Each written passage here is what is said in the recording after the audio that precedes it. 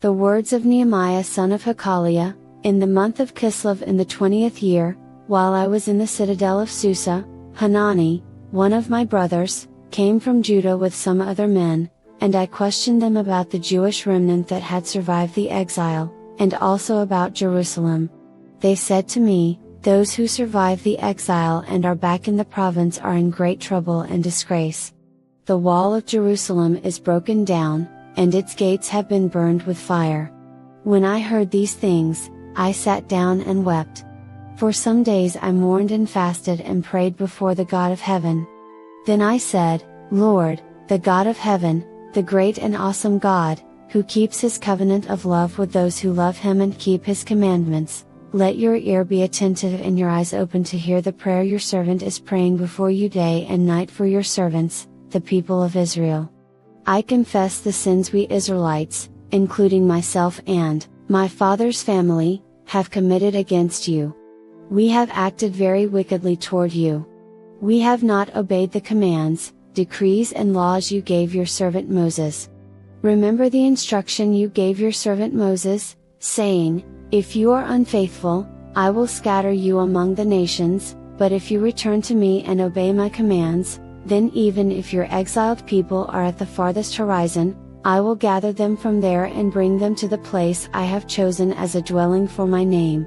They are your servants and your people, whom you redeemed by your great strength and your mighty hand. Lord, let your ear be attentive to the prayer of this your servant and to the prayer of your servants who delight in revering your name. Give your servant success today by granting him favor in the presence of this man.' I was cupbearer to the king. In the month of Nisan in the 20th year of King Artaxerxes, when wine was brought for him, I took the wine and gave it to the king. I had not been sad in his presence before, so the king asked me, 'Why does your face look so sad when you are not ill?' 'This can be nothing but sadness of heart.' I was very much afraid, but I said to the king, 'May the king live forever. Why should my face not look sad when the city where my ancestors are buried lies in ruins, and its gates have been destroyed by fire?' The king said to me, 'What is it you want?' Then I prayed to the God of heaven, and I answered the king, 'If it pleases the king and if your servant has found favor in his sight, let him send me to the city in Judah where my ancestors are buried so that I can rebuild it.' Then the king, with the queen sitting beside him, asked me, 'How long will your journey take, and when will you get back?' It pleased the king to send me, so I set a time. I also said to him, 'If it pleases the king, may I have letters to the governors of Trans-Euphrates, so that they will provide me safe conduct until I arrive in Judah. And may I have a letter to Asaph, keeper of the royal park, so he will give me timber to make beams for the gates of the citadel by the temple and for the city wall and for the residence I will occupy.' And because the gracious hand of my God was on me, the king granted my requests. So I went to the governors of Trans-Euphrates and gave them the king's letters. The king had also sent army officers and cavalry with me. When Sanballat the Horonite and Tobiah the Ammonite official heard about this, they were very much disturbed that someone had come to promote the welfare of the Israelites. I went to Jerusalem, and after staying there 3 days I set out during the night with a few others. I had not told anyone what my God had put in my heart to do for Jerusalem. There were no mounts with me except the one I was riding on. By night I went out through the valley gate toward the Jackal Well and the Dung Gate, examining the walls of Jerusalem, which had been broken down, and its gates, which had been destroyed by fire. Then I moved on toward the Fountain Gate and the King's Pool, but there was not enough room for my mount to get through, so I went up the valley by night, examining the wall. Finally, I turned back and re-entered through the valley gate. The officials did not know where I had gone or what I was doing, because as yet I had said nothing to the Jews or the priests or nobles or officials or any others who would be doing the work. Then I said to them, "You see the trouble we are in, Jerusalem lies in ruins, and its gates have been burned with fire. Come, let us rebuild the wall of Jerusalem, and we will no longer be in disgrace." I also told them about the gracious hand of my God on me and what the king had said to me. They replied, "Let us start rebuilding." So they began this good work. But when Sanballat the Hornite, Tobiah the Ammonite official and Geshem the Arab heard about it, they mocked and ridiculed us. "What is this you are doing?" they asked. "Are you rebelling against the king?" I answered them by saying, "The God of heaven will give us success.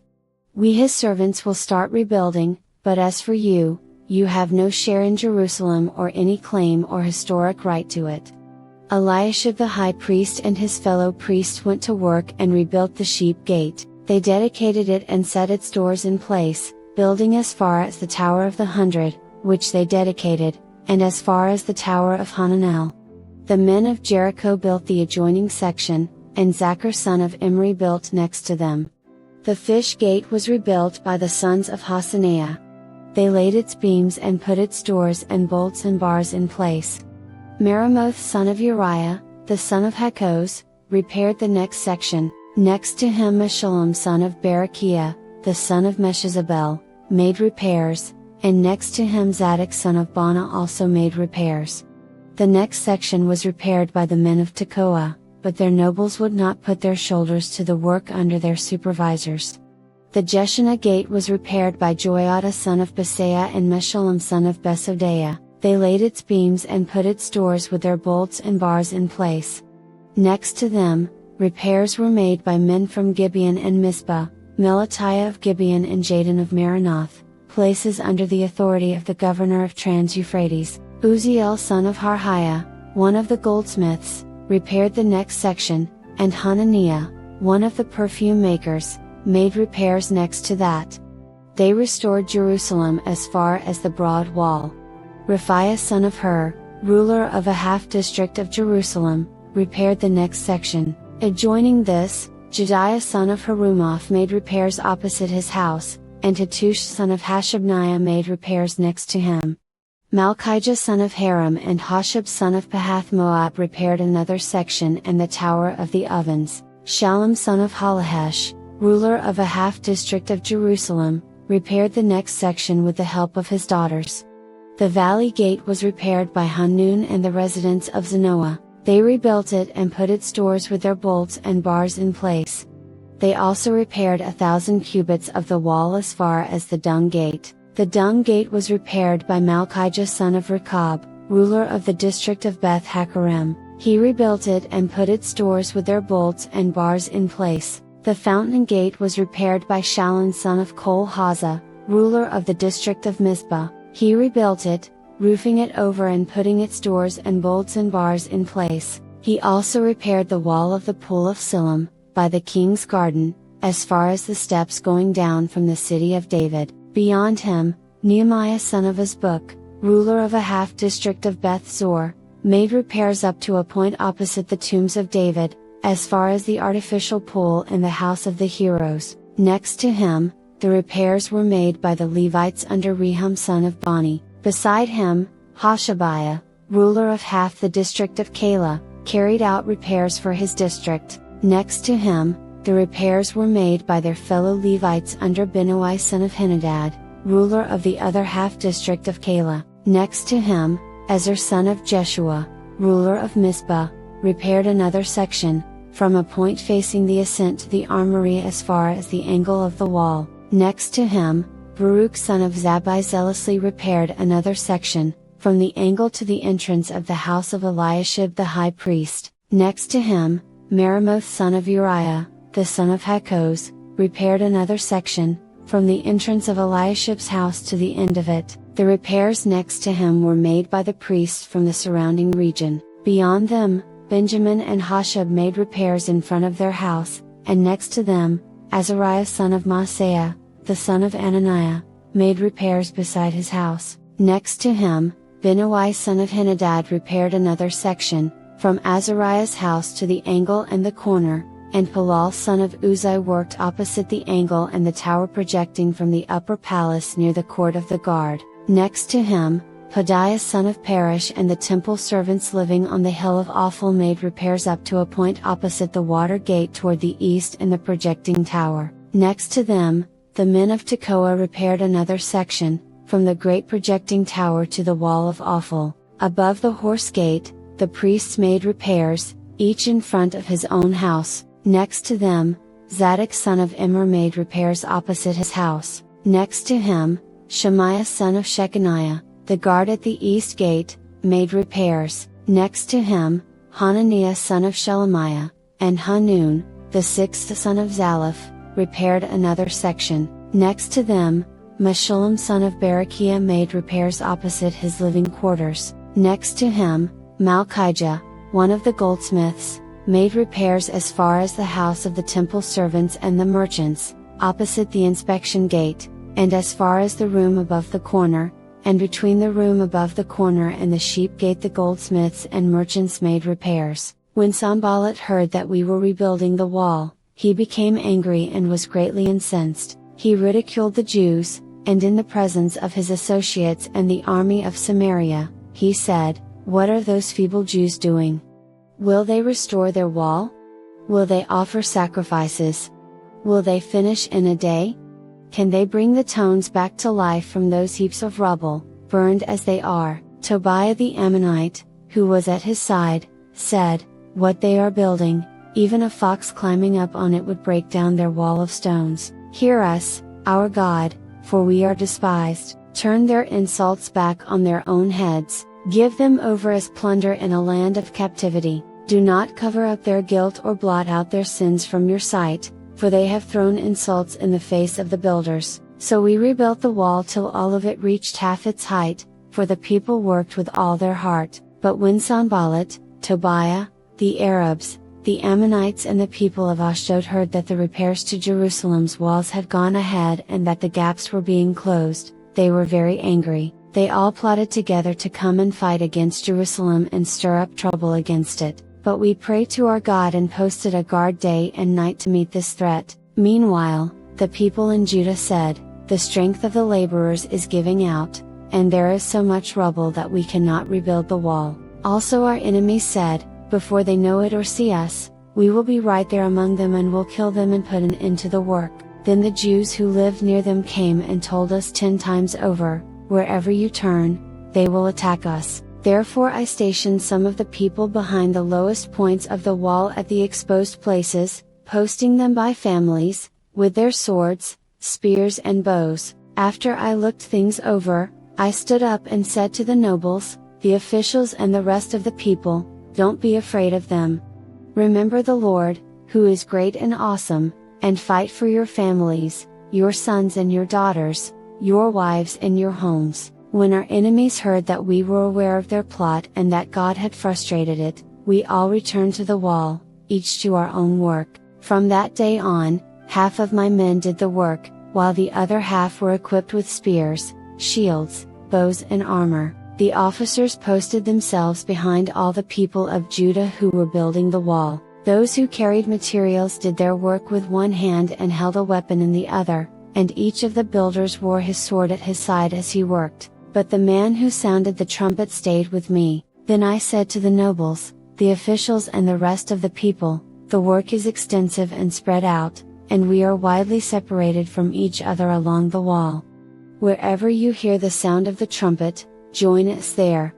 Our God will fight for us." So we continued the work with half the men holding spears, from the first light of dawn till the stars came out. At that time I also said to the people, "Have every man and his helper stay inside Jerusalem at night, so they can serve us as guards by night and as workers by day." Neither I nor my brothers nor my men nor the guards with me took off our clothes, each had his weapon, even when he went for water. Now the men and their wives raised a great outcry against their fellow Jews. Some were saying, "We and our sons and daughters are numerous, in order for us to eat and stay alive, we must get grain." Others were saying, "We are mortgaging our fields, our vineyards and our homes to get grain during the famine." Still others were saying, "We have had to borrow money to pay the king's tax on our fields and vineyards." Although we are of the same flesh and blood as our fellow Jews and though our children are as good as theirs, yet we have to subject our sons and daughters to slavery. Some of our daughters have already been enslaved, but we are powerless, because our fields and our vineyards belong to others. When I heard their outcry and these charges, I was very angry. I pondered them in my mind and then accused the nobles and officials. I told them, "You are charging your own people interest." So I called together a large meeting to deal with them and said, "As far as possible, we have bought back our fellow Jews who were sold to the Gentiles. Now you are selling your own people, only for them to be sold back to us." They kept quiet, because they could find nothing to say, so I continued, "What you are doing is not right. Shouldn't you walk in the fear of our God to avoid the reproach of our Gentile enemies? I and my brothers and my men are also lending the people money and grain. But let us stop charging interest. Give back to them immediately their fields, vineyards, olive groves and houses, and also the interest you are charging them, 1% of the money, grain, new wine and olive oil. We will give it back," they said, "and we will not demand anything more from them. We will do as you say." Then I summoned the priests and made the nobles and officials take an oath to do what they had promised. I also shook out the folds of my robe and said, "In this way may God shake out of their house and possessions anyone who does not keep this promise. So may such a person be shaken out and emptied." At this the whole assembly said, "Amen," and praised the Lord, and the people did as they had promised. Moreover, from the 20th year of King Artaxerxes, when I was appointed to be their governor in the land of Judah, until his 32nd year, 12 years, neither I nor my brothers ate the food allotted to the governor, but the earlier governors, those preceding me, placed a heavy burden on the people and took 40 shekels of silver from them in addition to food and wine. Their assistants also lorded it over the people, but out of reverence for God I did not act like that. Instead, I devoted myself to the work on this wall. All my men were assembled there for the work. We did not acquire any land. Furthermore, 150 Jews and officials ate at my table, as well as those who came to us from the surrounding nations. Each day 1 ox, 6 choice sheep and some poultry were prepared for me, and every 10 days an abundant supply of wine of all kinds. In spite of all this, I never demanded the food allotted to the governor, because the demands were heavy on these people. Remember me with favor, my God, for all I have done for these people." When word came to Sanballat, Tobiah, Geshem the Arab and the rest of our enemies that I had rebuilt the wall and not a gap was left in it, though up to that time I had not set the doors and the gates, Sanballat and Geshem sent me this message, "Come, let us meet together in one of the villages on the plain of Ono." But they were scheming to harm me, so I sent messengers to them with this reply, "I am carrying on a great project and cannot go down. Why should the work stop while I leave it and go down to you?" 4 times they sent me the same message, and each time I gave them the same answer. Then, the 5th time, Sanballat sent his aide to me with the same message, and in his hand was an unsealed letter in which was written, "It is reported among the nations, and Geshem says it is true, that you and the Jews are plotting to revolt, and therefore you are building the wall. Moreover, according to these reports you are about to become their king and have even appointed prophets to make this proclamation about you in Jerusalem, there is a king in Judah.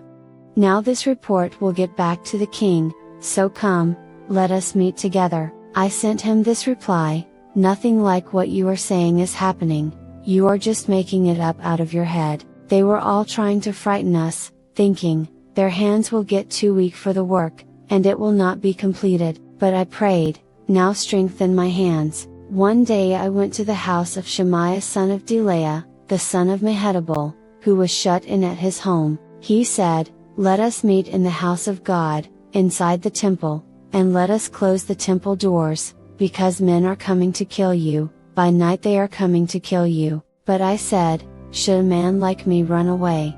Or should someone like me go into the temple to save his life?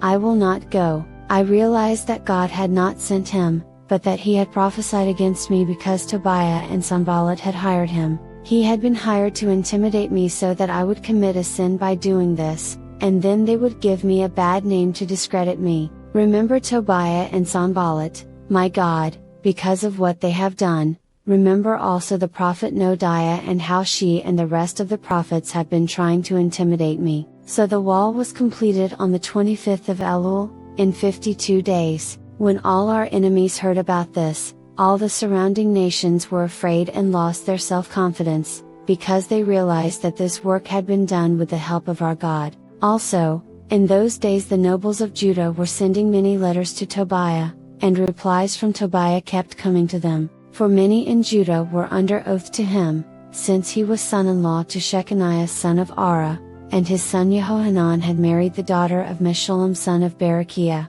Moreover, they kept reporting to me his good deeds and then telling him what I said, and Tobiah